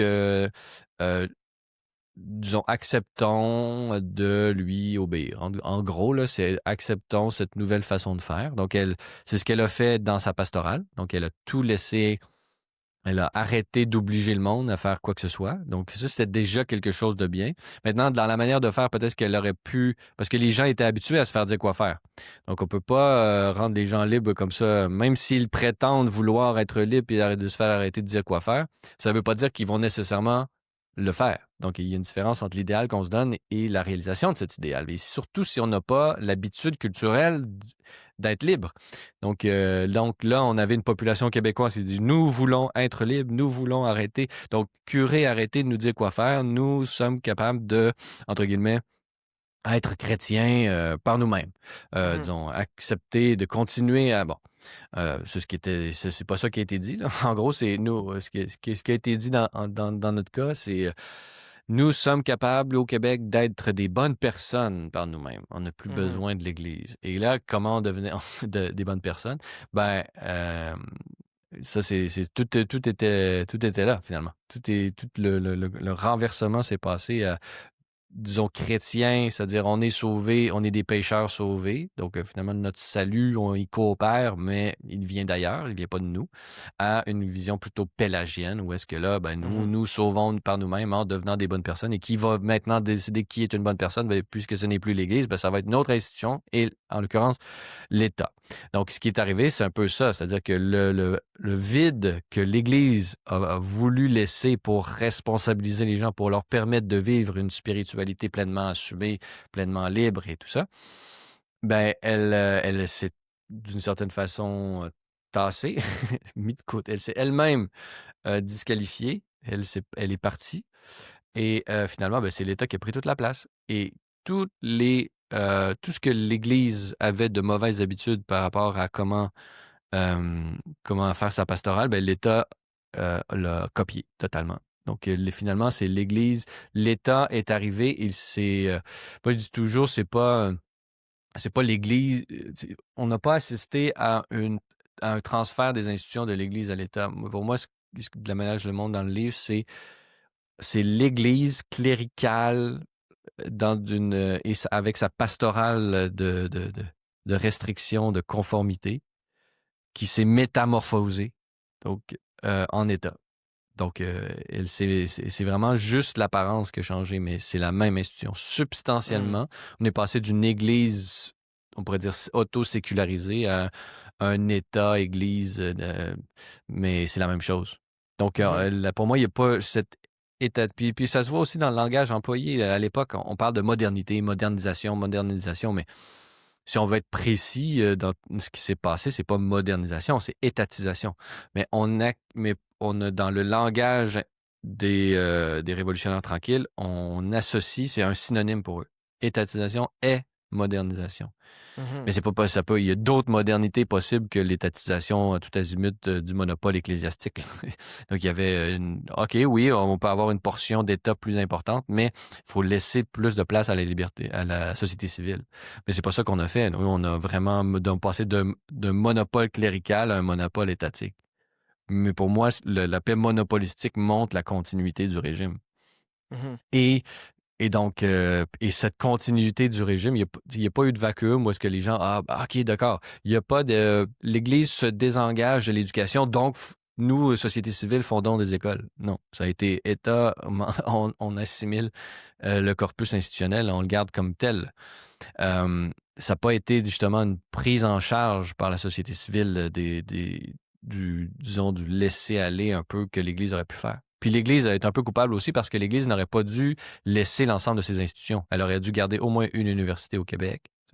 Comme je l'ai dit tout à l'heure, il n'y a pas un État dans le monde moderne qui n'a pas où l'Église n'a pas des institutions d'enseignement supérieur comme une université. Ça aurait pu être l'Université de Montréal, ça aurait pu être l'Université de Laval. Une des deux, encore gouvernée par l'Église, aucun problème avec la modernité. Au contraire, je pense que c'est un signe de régression sociale que de ne pas s'en avoir. Je pense aussi à un hôpital ou deux. Il y aurait pu. C'est impossible de garder l'ensemble de l'édifice hospitalier catholique, mais l'Église aurait pu en garder un ou deux justement à Québec, ou aurait pu garder Saint-François, l'Enfant Jésus ou Saint-François d'Assise à Québec, puis garder l'hôpital Saint-Luc à Montréal, par exemple. T'en gardes Mhm. 2, tu sais, t'en gardes pas 15, t'en gardes 2, puis tu continues parce que c'est ta mission d'Église que d'avoir ce devoir d'actualiser ce devoir de charité contre avec les malades et contre l'ignorance par l'éducation. Donc, ça fait partie des œuvres de charité temporelle. Donc, ça, tu peux pas t'en défaire. Tu peux pas être une Église qui met en acte ses potentialités, qui est libre sans, sans ces institutions-là. Là. Ah ben, aujourd'hui, on peut trouver peut-être d'autres façons de le faire, mais il y a eu quand même un pas un peu trop long, trop grand qui a été fait dans cette mauvaise direction-là. Puis aujourd'hui, l'Église en paye le prix, puis la population aussi en paye le prix parce que elle n'arrive vraisemblablement. Une grande partie de la population n'est plus armée intellectuellement et de sa volonté, elle n'est pas bien formée non plus. Et donc, elle prend les mauvais choix. Puis, qu'est-ce que ça donne, ça, au niveau... puis, finalement, à quoi ça arrive? À quoi ça rime? Ça finit... ça fait... Dans une démocratie, une population qui n'est pas bien éduquée va être facilement convaincable, on pourrait dire. On peut facilement se laisser convaincre par les charlatans et les sophistes de l'époque. Là. Mhm. Et ça donne des mauvais... Un jour, la gravité revient. Donc, si vous faites convaincre par des charlatans, demandez-vous pas pourquoi vous arrivez à des budgets qui balancent pas, à de la dette, à de l'inflation, dans toutes ces choses-là. C'est comme... Ouais. Pour moi, c'est comme... Vous, tu sais, les conditions de possibilité de la démocratie, c'est les mêmes... Les conditions de possibilité d'une vraie démocratie, c'est les mêmes que la condition de possibilité d'une vraie modernité au niveau personnel. Donc, une vraie modernité au niveau personnel, c'est d'être capable de connaître les tenants et aboutissants des choix que nous posons. Donc, c'est moi, je choisis de me marier avec telle femme, entre guillemets, parce que je me connais moi, puis je connais l'autre, on a des compatibilités, tout le processus qui fait en sorte une attirance, des intérêts communs, tout ça. Donc, ça, c'est un individu qui se marie librement. Donc, Mhm. tandis que quelqu'un qui se laisse aller à ses propres... je la trouve belle, puis ça finit là. Puis, finalement, ça finit en divorce. Pourquoi? Parce que la personne avait pas les instruments conceptuels pour analyser, disons, la situation. Et finalement, a fait un mauvais choix, mais un choix qui aurait pu être bon s'il avait eu les instruments dans son éducation pour y arriver. Donc, la démocratie en politique, c'est la même chose. C'est-à-dire que qu'est-ce qui permet à une personne de décider quelle est la proposition politique pour permettre le bien commun la plus à même à répondre aux défis d'une époque donnée, c'est justement l'excellence du jugement qui va y arriver. Et ça se fait par une éducation qui rend libre, là, et des choix qui rendent libre. Mais là, aujourd'hui, on n'est clairement pas là, là. On n'est clairement pas là. Puis sinon, le steak n'aurait pas pris, je sais pas, 300% de valeur en même pas 5 ans, si c'était le cas, là. Donc, Mhm. on le voit, les populations disons les populations des pays occidentaux démocratiques ont un déficit intellectuel dû à un échec de l'éducation. Et on parle de quoi, je pense, c'est 1 sur 4 ou même 50% d'analphabètes fonctionnels au Québec. Donc, Ouais. demandez-vous pas pourquoi Justin Trudeau est élu premier ministre du Canada. Là. C'est pas plus compliqué que ça. Une population sous-éduquée va être nécessairement vulnérable aux sophistes et aux charlatans. Et donc, ça a des Mhm. conséquences politiques et éventuellement d'effritement démocratique. Ça, c'est clair. Parce que vous pouvez pas laisser le pouvoir dans les mains de charlatans et de gens incompétents trop longtemps sans que l'édifice lui-même semble plus crédible et qu'on cherche des solutions dans d'autres choses. Mhm. Et donc, pour moi, quand on parle de populisme de gauche ou de droite qui se répondent l'un l'autre, au Canada, aux États-Unis, peu importe, ou en Occident, ben pour moi, c'est un constat, pour moi, c'est un effet, c'est-à-dire c'est l'effet de la décadence intellectuelle et volontaire des populations en Occident. Donc, comment remonter ça? Ben là, c'est ça la question. Mais pour revenir à la Révolution tranquille, pour moi, il n'y a pas eu de Révolution tranquille. On est toujours sous le joug du même régime, qui est un régime politico-religieux, parce que l'État québécois et fédéral, je le dis là, dans le livre, c'est les deux qui ont profité du vacuum qu'a laissé l'Église. Que l'Église qui a mal pensé sa transition, comme je l'ai dit, a laissé un vacuum et ce vacuum politico, on pourrait dire, religieux a été repris par l'État, mais cette prise par l'État a repris aussi l'élément religieux, un élément religieux archaïque, là, c'est-à-dire prémoderne. Et les États québécois et fédéraux aujourd'hui sont des véritables églises qui font la morale, qui utilisent leur pouvoir spirituel pour pouvoir imposer une vision. Mhm. Et donc, Mais, ouais. mais mettons, je veux dire, on parle vraiment de liberté de choix, mais euh, je sais pas, mettons un exemple, le féminisme. Euh,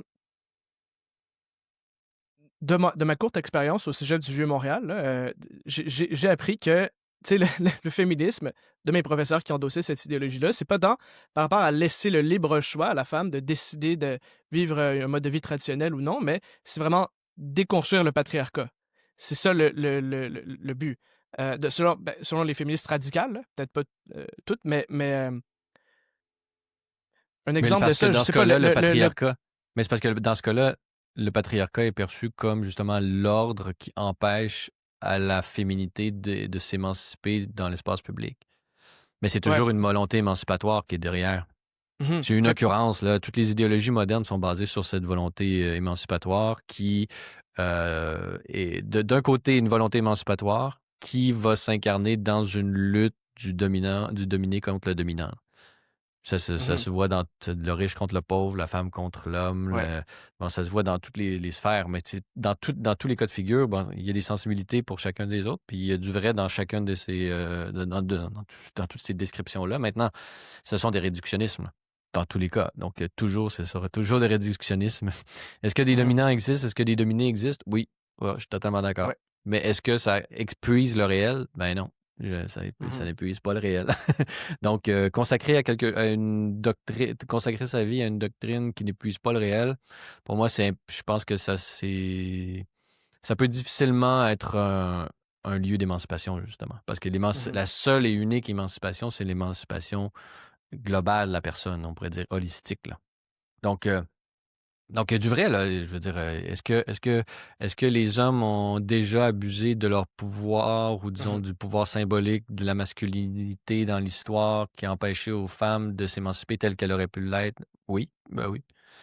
Il n'y a pas de problème. Il y a beaucoup de vrai là-dedans, là. Mhm. Mais est-ce que cette trame narrative-là épuise le réel? Non. Donc, est-ce qu'elle peut accaparer l'ensemble des institutions? Et mettons dans un budget de l'État, est-ce que Mhm. c'est la seule façon de rendre les... Au contraire, parce que si tu prends le réel ou prends, disons, l'édifice étatique et tu le soumets à une seule idéologie ou à une seule trame narrative, ben, tu vas créer d'autres patterns tu vas créer de nouveaux dominants et de nouveaux dominés. Tu lis, Mhm. ça va être ça va être une émancipation à géométrie variable.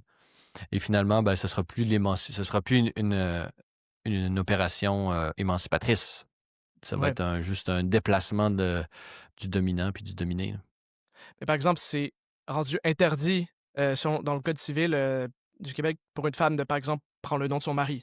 Mhm. Euh, c'est Ben ça, c'est rendu. un exemple, c'est un bel exemple Ouais. où est-ce que là, on est dans le vieux pattern canadien-français clérical. Mhm. On oblige tout le monde à obéir à une loi parce qu'on considère que c'est le bien, tu sais. C'est comme, pour moi, il y a vraiment, c'est pas à la hauteur. Il y a plusieurs manières de le prendre, là, mais disons, ceux et celles qui pourraient essayer de justifier une telle règle pourraient dire quelque chose comme j'essaie de mettre à leur place. Ben, si on le permet, la majorité des femmes vont prendre celle de le nom de l'homme. Donc, c'est quoi qu'ils disent en disant ça? Ben, ils disent que la majorité des femmes sont pas vraiment libres, ils sont pas vraiment capables de faire leur choix parce que, bon. Mais Donc, je pense que c'est ça c'est que Simone difficile de pour elles Beauvoir d'aller au disait, bout non? du raisonnement sans autodétruire leur propre position.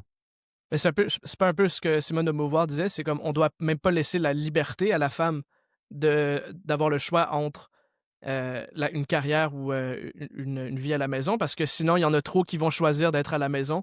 Donc, il faut comme, euh, Ouais. pour essayer de comme, plus c'est un peu l'argument, c'est très marxiste, là, mais comme corriger l'oppression internalisée que les femmes ont, faut utiliser les forces ben, De de l'État. l'État pour comme Mm. corriger ce qui arrive organiquement. Mm. Mais Mais ça, c'est en la tout même cas, chose moi que ça m'a... l'Église qui Ouais. utilisait l'État pour imposer le catholicisme. C'est bon. Pour moi, c'est la même chose. C'est la même psyché. C'est une Mhm. psyché prémoderne qui sacralise des choses qui ne le sont pas. Donc, par exemple, lorsque l'Église sacralisait, je sais pas moi, la porte, tu sais, le fait de porter par exemple, je donne un exemple. C'était obligatoire pour les prêtres de porter la soutane. Bon, avant Vatican II, mettons. OK. OK, ben, ça empêchait à tous les prêtres de porter volontairement la soutane par amour, par goût, OK, ben, je le fais, je suis obligé, mais je voudrais le faire, mais sans être obligé. Non, ça, je ne peux pas. Non, vas-y. On le voit pas de l'extérieur Mhm. parce que tout le monde porte la soutane. Mais c'est la même chose après Vatican II. Ben, plus personne porte la soutane. Ah, mais moi, j'aurais voulu de ne pas porter la soutane sans être obligé. Là, je suis obligé de ne pas la porter. Ben, et celui qui veut la porter, ne peut pas. On est dans le même pattern, c'est-à-dire qu'on est dans la pastorale du conformisme. Ça se voit à l'extérieur. Puis ça vient avec la modernité. Puis je pense qu'on est pogné là-dedans pendant. Ça pourra prendre des siècles et des siècles. Puis moins plus on retarde ou moins on permet aux gens d'être libres, plus ils ne le seront pas, et plus ils vont mal utiliser lorsqu'on va leur permettre. Donc, c'est comme un cercle vicieux. Moins t'empêches les gens d'être libres, plus t'empêches les gens d'être libres, plus lorsque tu leur laisses la liberté, plus ils vont être irresponsables parce qu'ils ne sont pas capables, parce qu'ils n'ont pas été habitués à être libres, et plus ils vont faire les mauvais choix, et plus ils vont mal utiliser leur liberté. Donc, pour moi, c'est essentiel le plus qu'on peut, parce que c'est sûr qu'il peut y avoir des dérapages si tu laisses les gens libres trop vite. Comme je l'ai dit tout à l'heure, ils vont aller chercher un autre maître. Ça prend un processus d'éducation. Donc, quand l'Église a laissé les Québécois, entre guillemets, libres, c'est tassé, ben, ils sont allés chercher un autre maître tout de suite. Il y a pas, ça a été l'État tout de Mhm. suite, boum, bang. Puis l'État est devenu leur nouveau Dieu. Ben, c'est ça. Ben, on est bien avancé. C'est comme- on n'a pas. Pas sûr que Bordua, moi, aujourd'hui, regarderait les Québécois devant l'État québécois, devant les appareils bureaucratiques des États, dirait ah oui, oui, vous êtes bien avancé, là. Je pense qu'ils reconnaîtraient pas. Ils diraient bon, moi, on a fait pas mal de surplace. Mais Mhm. dans l'histoire, faire du surplace, c'est reculer. OK? À plein de niveaux. D'où bon, alors on peut chercher où est-ce qu'on a reculé, là, mais de reculer sur des choses fondamentales là, des sociétés normales ne reculent pas. Là. Par exemple, la croissance démographique, ça, une société normale ne recule jamais. Donc, ça, c'est complètement. Mhm. Ça, c'est des choses fondamentales puis je pense que si on avait. En tout cas, est-ce que ça a été prévu ou pas, je ne sais pas, mais l'État n'a pas aidé la natalité. Là. Donc, ça, c'est clair. Mhm. Est-ce que, puis là, c'est peut-être pour finir, là, dernière question. Est-ce que faire le bien, même si tu es un peu obligé de le faire, c'est pas mieux que de décider de faire le mal? Ben, c'est sûr que le mal, c'est toujours le pire qui devrait se passer. Là. Donc, C'est mais peut-être la une question posse. piège, là, mais Non, ouais. non, non, mais c'est Adam et Ève, là, il n'y a pas de stress. Est-ce que Dieu a créé Adam et Ève capables de faire le mal? Oui. Mhm. Oui, oui, c'est ça qui est arrivé. Il était capable, évidemment. Je pense Mhm. que mais il l'a laissé faire pareil. Donc, ce qu'on a justement cette possibilité de faire le mal, c'est pas l'expression de la liberté, mais c'est un signe de seul des êtres libres peuvent faire le mal. Mais c'est pas parce Mais, qu'ils font le mal qu'ils sont libres. C'est mhm. pas c'est simplement un signe ou un effet. Mais quand Adam a péché, il y a eu quand même une conséquence. Donc, mettons, Ouais. là Ben oui, où c'est la jusqu'où va responsabilité. ouais, ben jusqu'où va Il y a pas de l'analogie, mettons dans une responsabilité sans société. liberté. Mmh. Exact. Mais comme dans une société où, certes, il y a la liberté physique va toujours, tu sais, la possibilité, je peux enlever mon casque puis me mettre à sauter puis partout là. OK, ça c'est ma liberté physique, mais ça va pas changer. Mais je pense que ce dont on parle souvent dans le contexte du libéralisme et de la modernité, c'est comme, ben, est-ce que l'État devrait punir des gestes qui sont mauvais? Puis si on dit la réponse c'est non à cause qu'on veut que les gens ils soient libres, Mmh. comme Adam et Ève étaient libres, ben, je vois pas trop comment j'ai pas l'impression que c'est une bonne analogie.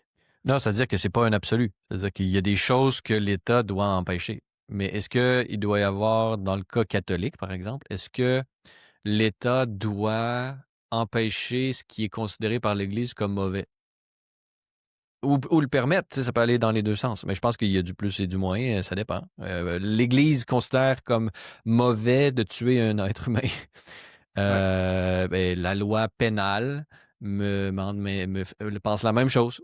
Donc, les Mmh. deux ont concordance là-dessus. Ben, ça dépend. Il y en a qui sont exclus dans un cas puis pas dans l'autre. Mais en général, le meurtre est illégal et puni sévèrement par nos sociétés. Et c'est la même chose. Et l'Église enseigne que c'est très mauvais. Donc, les Mmh. deux sont sur la même longueur d'onde à ce niveau-là. La question, c'est donc, et est-ce que la loi doit empêcher certains comportements et les punir sévèrement? Ben, c'est sûr. Puis ça serait une utopie de penser autrement, là. Puis est-ce que ça prend des forces institutionnelles pour l'appliquer? C'est oui, ça prend des prisons, ça prend de la police et tout ça. Mais la question, c'est une question de à quoi, qu'est-ce qui doit être interdit? Puis ça dépend des sociétés, ça dépend des cultures, ça dépend un paquet de choses. Je pense qu'il y a il y a des choses fondamentales qui doivent être permises et empêchées. C'est lié à la loi naturelle habituellement, là. Ça, c'est comme le tronc de base. Sinon, c'est vrai. Sinon, ça peut Mmh. c'est ni une société, ni encore moins une civilisation. Donc, le tronc de base, il doit y avoir des interdits. Maintenant, est-ce qu'il y a des interdits qui doivent être juridiques et pénals? Il y a des interdits qui doivent être de l'ordre des mœurs. Il y a des interdits qui doivent être, bon, donc ça, je pense que c'est le propre du débat démocratique que de Mmh. déterminer qu'est-ce qui doit être interdit par la loi ou pas. Mais ce que je considère, par exemple, je cite souvent avec Tacite, là, qui dit là où il y a décadence, les lois se multiplient. Pour moi, c'est Mmh. justement ça. C'est-à-dire que une décadence, c'est justement lorsqu'une société est dans un processus où les citoyens par eux-mêmes, volontairement, font de moins en moins le bien et de plus en plus le mal. Mais comment garder une structure sociale lorsque une population est sur cette pente glissante? Ben, c'est en multipliant les lois pour faire en sorte que les choses qu'ils ne sont plus capables de faire volontairement, on les oblige à le faire. Mmh. Ça, c'est clair pour moi qu'on est dans ce processus-là. On est dans un processus où les gens sont de moins capables de faire les choses par eux-mêmes volontairement et avec plaisir même. Très rares sont ceux qui payent leurs impôts avec plaisir. C'est peut-être parce qu'on leur en prend trop. Peut-être qu'ils le feraient avec plaisir si on leur en prenait pas trop. Mais justement, la grosseur de l'État, pour moi, l'aspect tentaculaire de l'expansion des États qu'on nomme théologiquement, du terme théologique providentiel, pour moi, c'est clair que c'est dû justement à au fait que peut-être dans les années 60, la vertu, c'est en même temps que lorsque les gens n'étaient plus obligés d'être catholiques, par le fait même, ont perdu disons, cette chape de plomb qui les obligeait à être vertueux et ils ont arrêté de l'être. Mais là, la société, pour survivre, a eu besoin de créer disons, des nouveaux péchés publics avec avec des lois qui les obligeaient à agir comme tels pour maintenir la structure. Mais pour moi, cette structure-là, de l'extérieur. J'aime bien l'image de Rémi Brague. Rémi Brague, il m'avait donné cette image-là, il l'a déjà interviewé. Il m'avait dit, il y a deux façons de voir un peu la loi. Soit on est des vertébrés, soit on est des invertébrés. Donc, si on est... la modernité, Vatican II et dans l'époque nous invite à prendre le risque d'être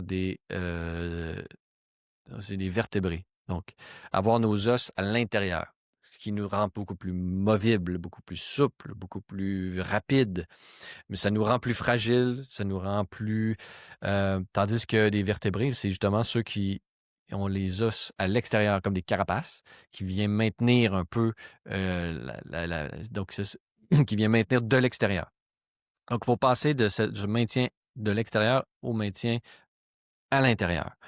Mais là, ce que je remarque, c'est que l'histoire, disons, le segment historique dans lequel on vit, on est plus en train de passer d'édifices législatifs pour vertébrés à des édifices législatifs pour invertébrés. Pourquoi? Parce que les individus agissent de moins en moins comme des vertébrés et de plus en plus comme des invertébrés. Donc, comment renverser la tendance? Moi, je pense que ça part du bas. Là. Ça part de créer des individus modernes, capables à la hauteur de la dignité humaine, à la hauteur des potentialités humaines, à la hauteur de ce qu'ils peuvent fournir. Et éventuellement, les lois vont suivre ce que les gens font. Mais pour ça prend la liberté. Et j'ai l'impression que l'État, disons, qui profite de cette décadence morale du monde actuel, justement en multipliant les aides de ci, de ça, il carbure à ça. C'est comme un Moloch, là. C'est vraiment une idole. Là. C'est un Moloch qui carbure, qui se nourrit, disons, des conséquences du vice, entre guillemets. Il se nourrit de ça, justement, avec des programmes de ci pour aider ça, puis des programmes de ci pour aider ça. Donc, il profite de ça. Donc, lui, rendre les gens plus vertueux pour que finalement, on n'en ait plus besoin. Ben, lui, il voit ça d'un mauvais œil. Donc, on est mal parti. Donc, moi, je regarde d'un œil beaucoup plus positif des visions un peu à la Elon Musk, où est-ce que justement, on essaie de réduire au strict minimum les gouvernements afin de laisser le plus de place aux institutions de la société civile, justement pour qu'elles se tiennent tout seules. Je pense que ça, c'est plus mais comment y arriver? Parce que si l'État se désengage du jour au lendemain, ben là, il va y avoir des morts dans la rue. Donc, comment y arriver d'une manière progressive? Le vrai progrès, pour moi, il est là. C'est comment rendre les gens les plus autonomes possible, mais dans une conception non pas réductionniste de l'autonomie, mais vraiment plus holistique, c'est-à-dire complète, où est-ce que toutes les dimensions sont bien réalisées. Donc, on est un peu dans ce combat-là actuellement, puis j'espère que mon livre a réussi à apporter quelques éléments de réponse, parce que ce que je viens d'exprimer, je l'applique à comment l'histoire du Québec s'est déroulée jusqu'aux années 80. Donc, c'est ça. J'espère que j'apporte certains éléments de réponse avec ça. Francis Denis, merci beaucoup pour cet entretien. Je pense que je l'ai trouvé très intéressant. On a commencé à parler vraiment de votre thèse, de l'histoire de la Révolution tranquille, puis je pense que c'est intéressant la façon dont on est allé dans l'abstrait après. Merci énormément. On peut retrouver votre travail sur Libre Média. Là, si vous voulez faire promotion Oui, quelque ben, chose c'est ça, les libres rapidement. médias, on travaille pas mal ces temps-ci. Bon, j'ai le Libre Podcast qui est tous les vendredis, qui est diffusé tous les vendredis matin. Et on a beaucoup de projets là, qui s'en viennent. On a notamment un reportage, un documentaire qui s'en vient sur... c'est un peu prématuré, là, mais on s'en va en Argentine, voir la révolution Milei, justement, qui est un peu en lien avec ce dont je parlais. Et on s'en va là la semaine prochaine. Je sais pas quand va être diffusé cet épisode, mais on s'en va là-bas, rencontrer un peu, voir après 1 an de Révolution Milei, comment ça se passe. Est-ce qu'il y a le chaos dans les rues puisque le gouvernement a été sectionné à la tronçonneuse ou est-ce que, au contraire, la société s'en est vue libérée et qu'il y a un vent d'espoir qui se présente pour ce pays qui a été, disons, très, disons, meurtri et on pourrait dire, enfermé longtemps par, justement cette, mode de gouvernement prémoderne là, qui est incarné par la gauche socialiste, dans ce cas-là de figure. Alors on va aller voir ça. J'ai bien hâte de présenter, donc ça va être à suivre là d'ici Noël. On va pouvoir diffuser ce périple, heu, dans le dans l'Argentine de Javier Milei. Incroyable. Je suis bien hâte de regarder ça. Sinon, il y a votre livre, heu, Une révolution pour rien. Publié chez Libert. Ouais. Et oui, j'ai commencé à lire de très haut niveau. Heu, c'est pas pour tous les niveaux, du public, mais si vous voulez vous donner un défi, je vous recommande définitivement ça. Merci encore énormément d'être venu et d'avoir eu la conversation avec moi. Donc, merci d'avoir écouté l'épisode d'Action Vitale. On est présent sur plusieurs plateformes. On a notre propre site web, actionvitale.ca. Vous pouvez aussi nous rejoindre sur notre Patreon pour avoir du contenu exclusif. Également nous suivre sur Instagram, X et autres. Merci encore énormément et à la prochaine. Merci, au revoir.